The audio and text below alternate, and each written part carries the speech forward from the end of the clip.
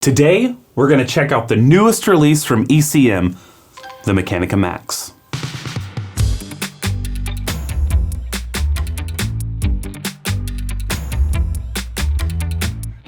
So you might have seen this machine living on my bar in a lot of recent videos, and it's because, well, I've been using it a lot over the past few months. This is the new release from ECM. It's a heat exchanger with their smart temperature technology, and it's built like a tank. A whole Latte love out of the US sent me this by way of ECM so that I could try it out.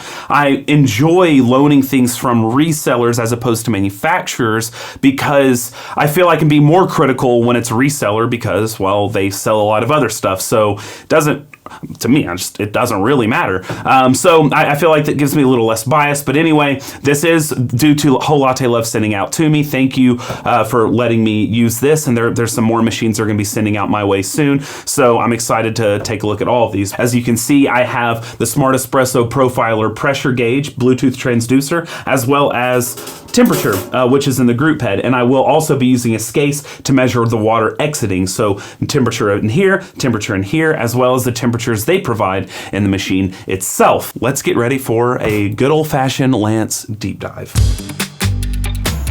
I want to quickly note that what I have added here is not something that is affecting the performance of the machine. So if you're looking at it going, oh man, I wish that he would have just taken a stock one. This is stock. This just tells me information that otherwise I wouldn't be able to get. This just gives me data. Of course, we have the typical levers for the steam wand and for the hot water. So you just pull up and there it goes. You pull up and there it goes. Really nice steam power because, well, it's a heat exchanger. And whenever you have it in the heat exchanger mode, you're going to have the steam boiler set at whatever temperature you set it at. So your pressure should be high. But there are other modes that you can run this machine in, and with those modes, steam power is less than ideal, sort of like the Lelite Mara X. Whenever you do brew first, so that means you're concentrating on the brew temperature first and foremost, you're going to suffer a little bit on the steam temperature. And that's because this is a heat exchanger machine. Now I have a video right here that fully breaks down what that means, but essentially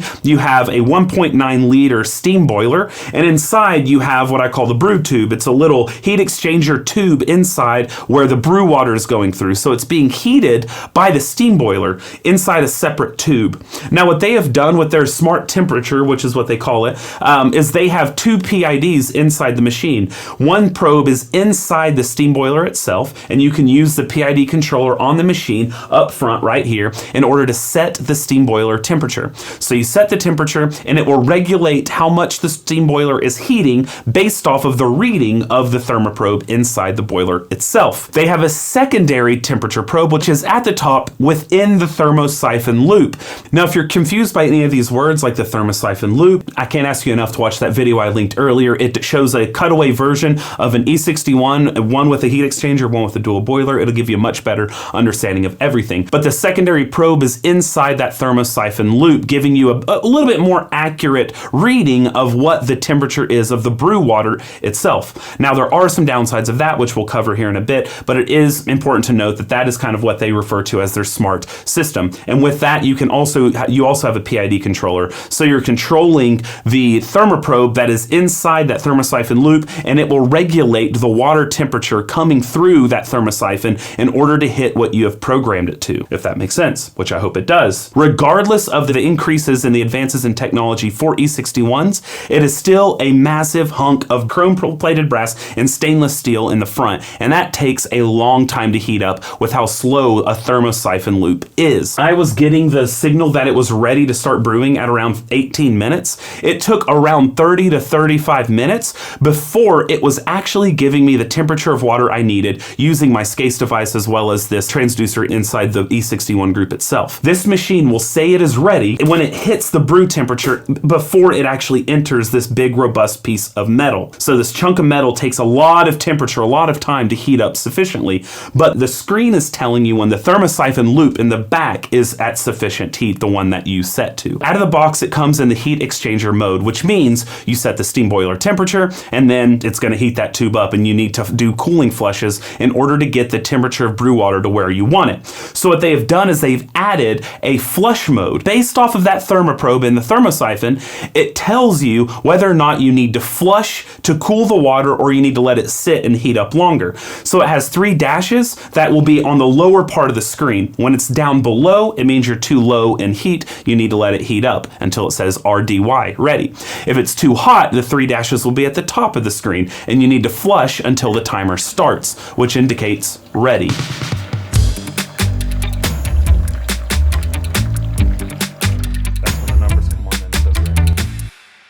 Hit that steam lever, I read the temperature, it was too cool. So I put it back down and it had the 3 dots were too low. So I let it heat up, back to ready. And I kept doing this process, hitting it and letting it get below, then getting it back to ready, on and off and on and off until it hit temperature that I said, which was 94 Celsius. So down here we have a pretty robust menu, which is on just that little screen that shows the PID controller. On it, you can set a lot of different things, which are really nice. It can get a little convoluted. So I recommend watching ECM's video on how to manipulate that menu, which is actually done by Mark of Whole Latte Love. But in there, you actually have a standby mode, which allows you to set 2 different on-off times during the weekdays and weekends for this machine. So I highly recommend you either use that or a smart plug, because you don't want to wake up and forget to turn this on, then have to wait 35 minutes for decent temperature. If you let it sit for like 2 hours or something like that without it going into eco mode, this gets really, really, really hot on the PID controller. Even if it says 88, I would run it and it would say like 96 coming out. Regardless of the smart temperature control that they've done, there are still oscillations in temperature that you need to pay attention to. Because there's only one thermoprobe in there reading temperature, that's only telling us what it's at in that one location. So it's not as accurate as we might want it to be, or as maybe they thought it would be. It still is more accurate than any other heat exchanger outside of the Mara X and this. Please correct me if I'm wrong, but those are the only 2 that I know with a more intelligent heating system. Now with this, obviously over the Mara X, you actually have a PID controller where you can set a specific temperature, but as we know, that doesn't really guarantee anything. So for instance, if you set it to 94, what I found consistently is because you're setting it to 94 back here, even if you optimize the heating up time and you have it brewing out, it hits to about 93 on this thermoprobe, which goes into the group head, and then on my SCASE device, which measures water coming out, it'd read about 90 or 91. So there's a 2 to 3 degree drop, sometimes 3.5 or so degree drop from that back here to up here to where the water's actually escaping. So keep that in mind. If they do have an offset option in your menu, if you do have a thermoprobe that you're able to measure water coming out, or if you just want to guess that there will be a 3 degree offset and you want to know that coming out is identical to what you're setting, then you can use that offset feature. Or if you have ambient temperature issues wherever you're at, then it can also mess with your temperature, so you're going to want to set the offset. Now, as you'd expect from ECM, they do have a stainless steel chassis. They have an incredible build quality, and again, we'll take off the hood in a second and look inside. They do a great job with using the highest quality components, all very easy to change out. They have a very weighted portafilter, 2 of them that come with the machine. I wish it came with one naked and one split shot, but it comes with one single spout and one double spout. They have these chrome plated ends, which make it all look really nice. Obviously, the whole machine itself has this mirror finish, which is beautiful. It does get really annoying to clean because, of course, when your fingers get on it, you get espresso kind of flying in places with channels. You get, if you're purging the steam wand or whatever, you get steam kind of building up. When you go to clean it, it can get streaky, yada, yada, yada. But we're used to that with E61s, right? They tend to be this chrome, mirror finish type of thing. There is a pre-infusion setting inside. When I first heard about this, I was really excited because I thought it meant it would cap your pressure at something like 3 or 4 bar. And it does, but only if you plumb the machine in. That means there are 2 modes of pre-infusion on this machine, passive and active. So with the passive pre-infusion, you must have it plumbed in. And with that, you're getting whatever the pressure is of the line feeding into the machine. And then it will have a certain amount of time of passive pre-infusion, and then it will immediately go into your full infusion. I actually prefer the term saturation and extraction, whatever you want to call it. Pre-infusion doesn't really mean much. But anyway, that's beside the point. I digress. You will get that 3 to 4 bar max during the saturation phase, and then it'll ramp up to around 8 bar in the actual group head. It's set to 9 bar at the rotary pump, but it gets up to 9 bar and then it flats at around 8.1 bar during the actual extraction. Whenever you're going from the water tank though, which this makes sense, I was just hoping they figured out a way to have like maybe a couple of solenoids. There's only one solenoid in this whole thing, which is a little unusual. Maybe if there's a way they could have different flows or maybe some sort of variable, I don't even know. know what I was thinking. But I was hoping there was a way they could cut it off at 3 or 4 bar for the early pre-infusion before it ramped up to 9. But all that it's doing when you're going from a water tank is it is the same thing as turning on your pump, turning off the pump, then turning it back on. So what you do is you set active pre-infusion for 8 seconds. And what that will do is it will go full blast. The pump is on, running full blast, and you'll ramp up to 9 bar. And at the end of whatever time that you program, from 0 to like 9 or 10 seconds, however long you have that set for active pre-infusion, it will go all the way up to 9 bar, and it will stay there until your time is up that you have pre-programmed. And then what you can do is you can then program passive pre-infusion. You have to do this. Now what this is, whenever it's just a water tank, is it will just turn the pump off. That's all it's going to do. And since there's not enough pressure from just the steam built up inside the boiler, it just essentially tapers off to nothing.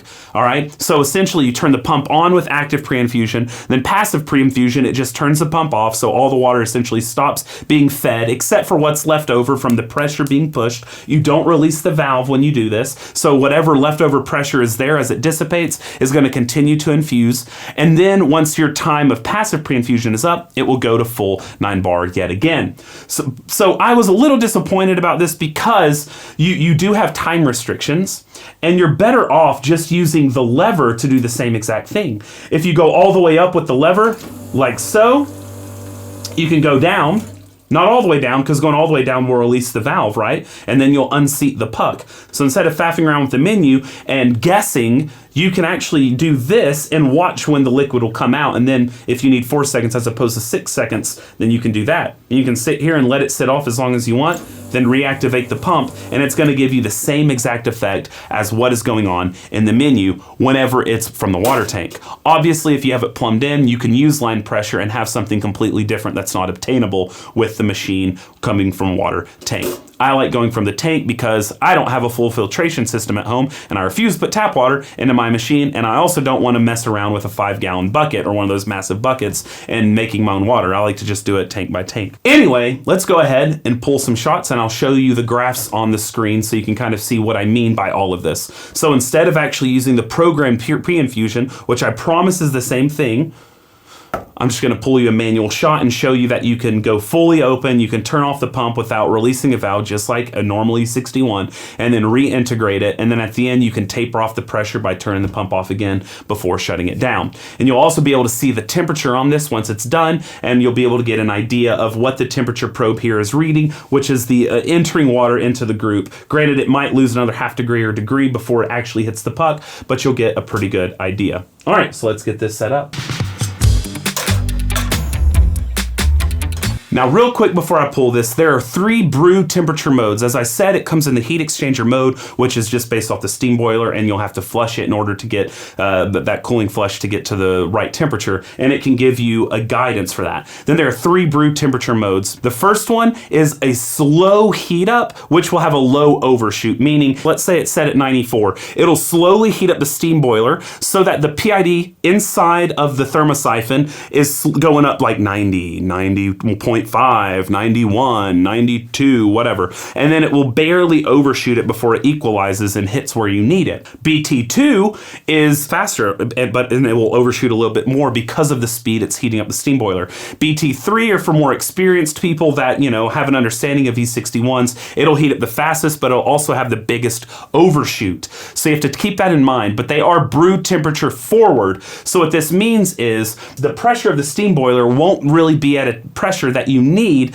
to steam milk. So what you can do is during your shot, when you're in one of these brew temperature control modes, is you can hit the down button and it will activate the steam boiler to go to the temperature you have already set the steam boiler at while you're pulling the shot. Not ideal because I guess it could increase the temperature of your brew, but really the thermosiphon is so slow that it shouldn't, but it is, I guess, a fear. If you double click the down button, the down arrow, what will happen during your brew is the steam boiler will be turned on to full gear. And what will happen is unless you turn it off by clicking the button again, it will continue heating for 3 minutes and then turn off automatically. So if you're doing brew temperature mode first and foremost, you can get that steam back on. But I feel like most people doing the brew temperature mode are drinking espressos first and foremost. Otherwise, you'd be in heat exchange mode because the espresso, the temperature doesn't matter nearly as much. Okay.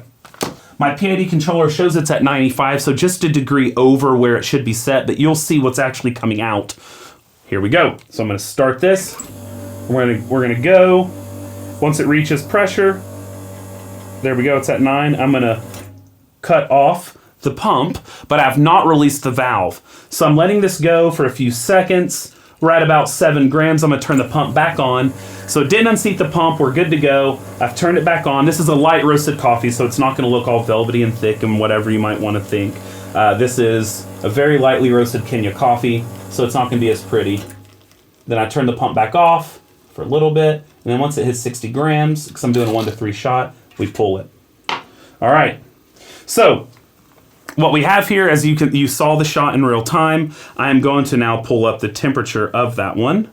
And so if you look, it said it was 95 in that thermosiphon loop, okay? It said 95. But because we've been sitting here filming and I've not flushed, I've not really done anything, look at the temperature. It starts at 99, it goes up to 101, 101.5, goes down 99.5, 98, 97, 96, 95, 98.6. It jumps up once I turn the pump back on. So as you saw, that's when I turned the pump off. The temperature started to go down. When I turned the pump back on, it went back up to 98.7, 98.3, 97.9. And then at the end, it shot down when I turned the pump back off. So that will give you an idea of what it looks like over 35 seconds. So even when this PID controller at the top tells you the temperature, it doesn't mean it's accurate in the group head. I can't stress that enough, that you still, because it's an E61 group head, you still have some unpredictability. There's no such thing as a perfect E61. There's no control once it gets here. And that's the big flaw, the inherent flaw in E61s. You will never truly know. Even if you have a thermoprobe here, which I know a lot of you do, this is not an exact representation of what comes out of here. There are times I'll have a 4-degree gap between water that's here and the water coming out of here with my Scase device. Gregory Scase in 2006 or 2007 made this device, which is like, there's something here to replicate a puck and how it absorbs heat. You have a thermoprobe there, and then it allows a 0.2 millimeter aperture, I believe it is, so that it builds up to 9 bar of pressure inside the puck head or whatever the OPV is set at. So it forces it out at a similar rate to the exit flow of a puck. Granted, it doesn't disintegrate. Fluctuations that will occur because of the quickening outward flow rate of espresso due to the degrading of the puck. I plug this into my very expensive Fluke thermometer, and I'm able to get temperatures inside the group head or inside the puck itself. And there are times, depending on the heat up of the machine, where this probe does not accurately tell me what's coming out. Now, if I run it for a long time, like I'll let it sit there and run, over time they do almost equalize, but this is still always about half a degree to a full degree off to what's coming out. So to those of you at home that are using a thermoprobe placed inside the group head itself, just know that's not reflective fully of what's coming out of here. Sometimes it's within half a degree centigrade to a degree, but there are a lot of times it's 3-4 degrees off. So this thermoprobe inside the machine itself in the thermosiphon loop, not very reliable for what's actually coming out. This one, much more reliable, but still not quite there. But I'll let go. Now, even though the brew temp was too hot, this was a lightly roasted Kenya. I'm curious what it tastes like, but we'll try pulling it again. I'm gonna do a big flush before, see if we can get that temperature down. But yes, this is in brew temperature 1, so it should have the lowest overshoot. Obviously, there was a big overshoot, even though I'm in BT1. It's pretty good. It's a little acrid, which I think will go away if we actually hit 94 degrees. So let's do another one. I'm gonna flush it a little bit more. I want this top one to go down just a bit more. It's supposed to be at 94. 97, 95.9, 94.7, there we go, now we're dipping. All right, so I've purged it to where we're getting roughly 94 out up here, which means that we're at 93 in this case. So anyway, let's go ahead, give this a try. We're gonna lock it in now. So I'm gonna do the pre-infusion again. I'm gonna let it go till I see a couple drops and we'll turn the pump off. There we go, pump's off. I don't want to touch that because it'll mess with the scale reading here, but we might get a little messy. All right, so we're going to do that to about 7 grams. We're back on. So there we go. Here it comes. Uh-oh, we're getting a little mess. But if I move it, it will mess up the reading on here, so I'm just going to let it get messy. It's fine. It's fine.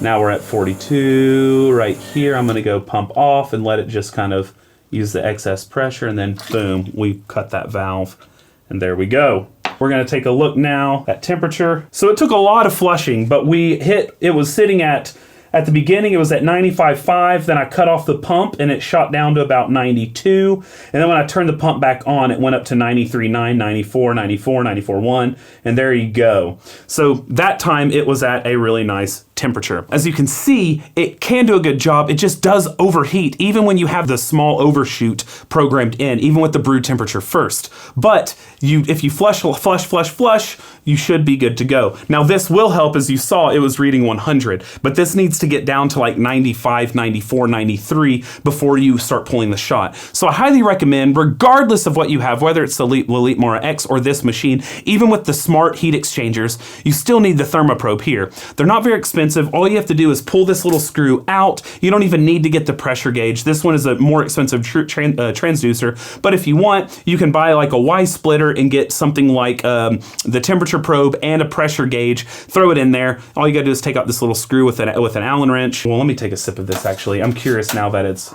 pulled like 6 degrees cooler, what it's gonna taste like.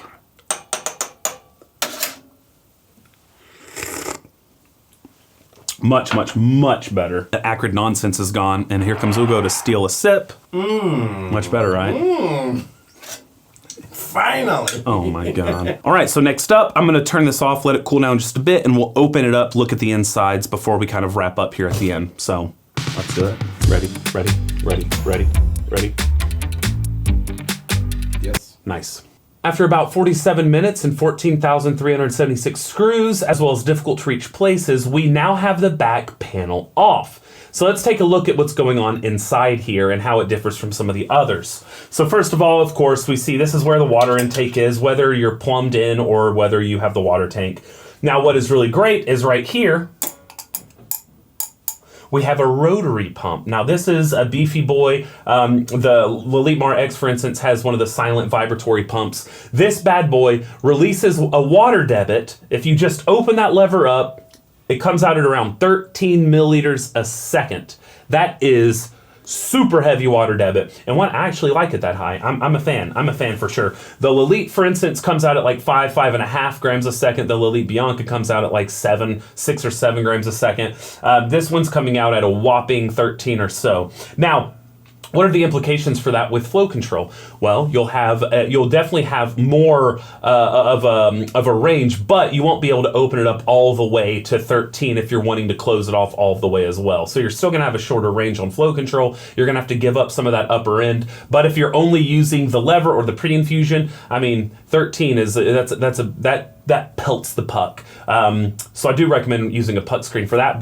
And what's really neat is right here, actually, you can see that you can take off the head and you can actually rebuild some of that pump if ever needed. Hopefully this won't ever need it, but you never know. So it's nice to know that at least that is an option with this beastie boy. Not only is this a really difficult machine to open up, but instead of taking the side panel off and having direct access to the solenoid, what you have direct access to is the wire control. So you have it all housed right here. So if you have any issues with electronics, sure, that's easy to get to, but the solenoid is stuck right back in here. Okay, so you have to take off this side panel, take off the electric box in order to reach the solenoid, which is housed down there.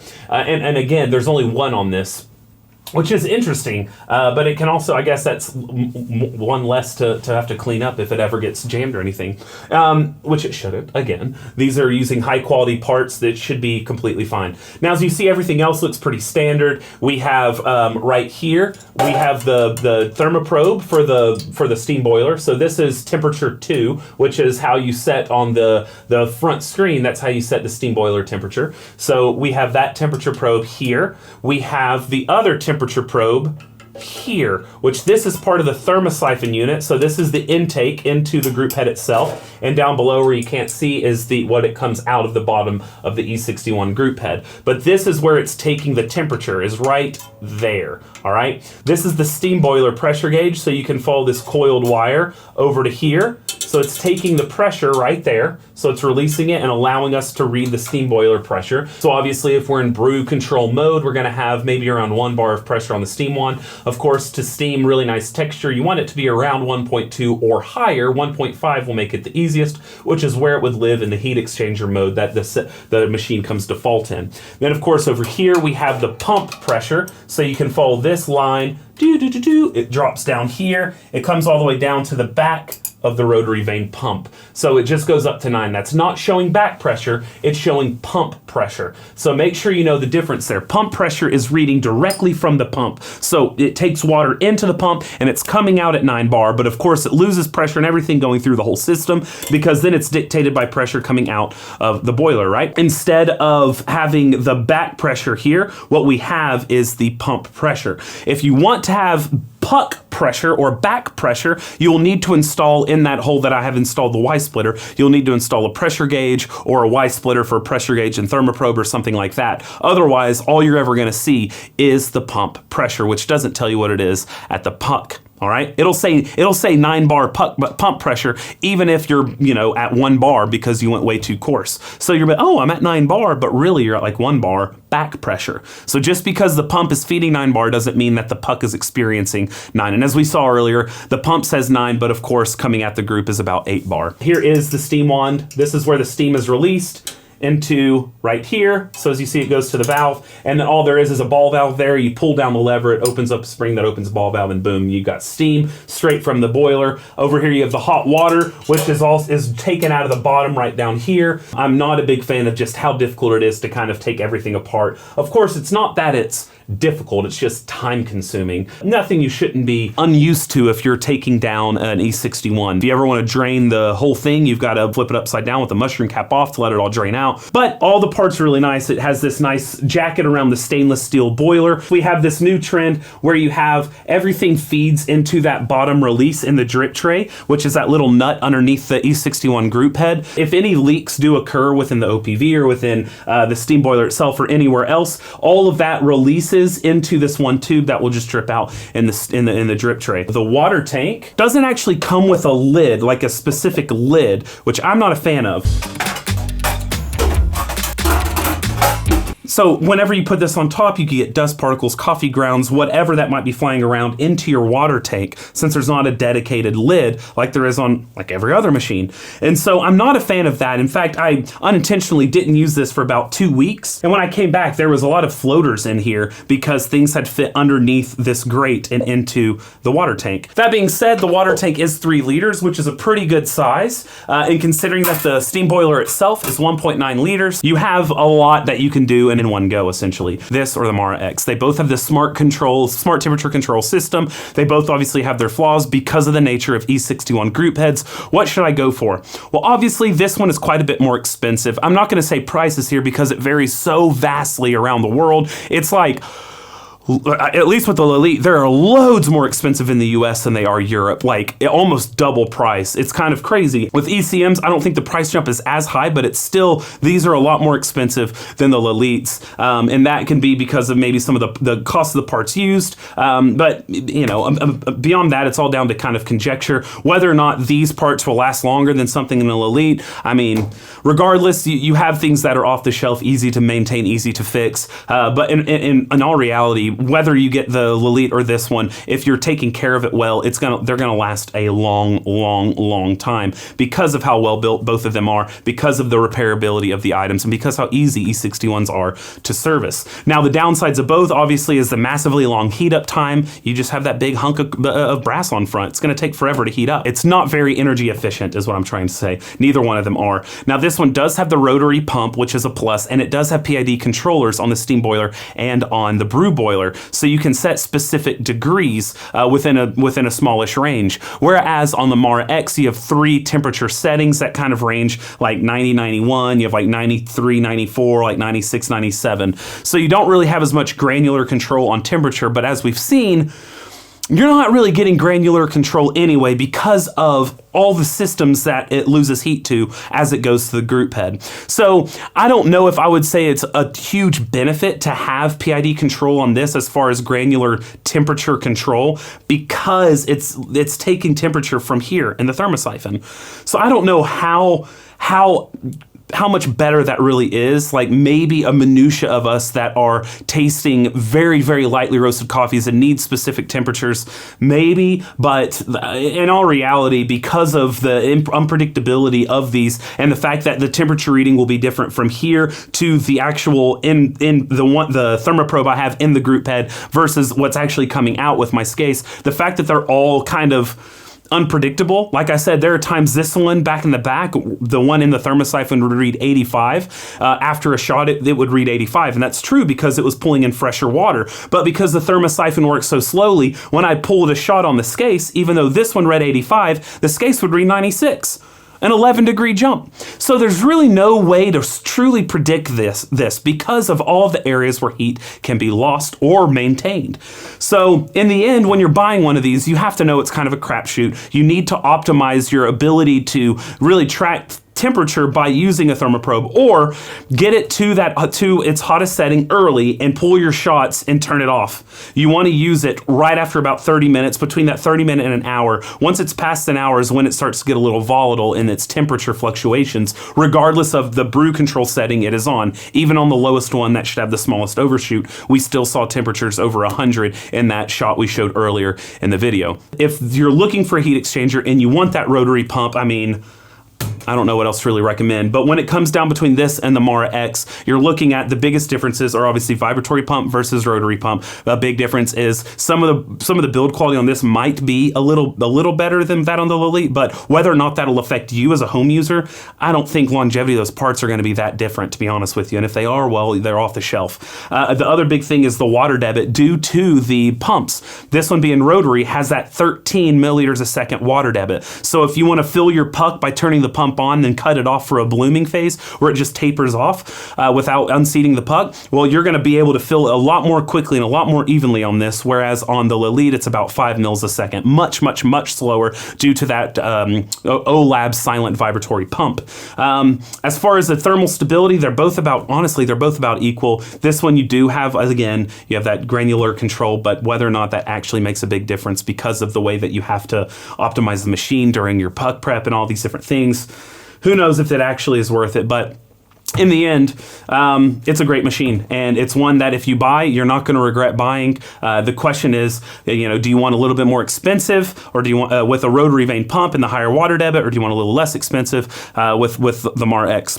That's up to you. I give them both my stamps of approval. I love ECM and their build quality. I love the machine. I think it does a great job once you get a handle of the thermal kind of properties of it. Same with the Mara X. So if you're into E61s, you want heat exchanger for that constant flow of fresh water, these are great options. So that's about it. That's everything I hope that you need to know about this. Again, I recommend looking at the ECM channel for the rest of it. I want to thank Latte Love again for forwarding this machine over to me. If you're in the US, definitely go check them out for pricing, and they do a great job servicing the machines, helping you out with that.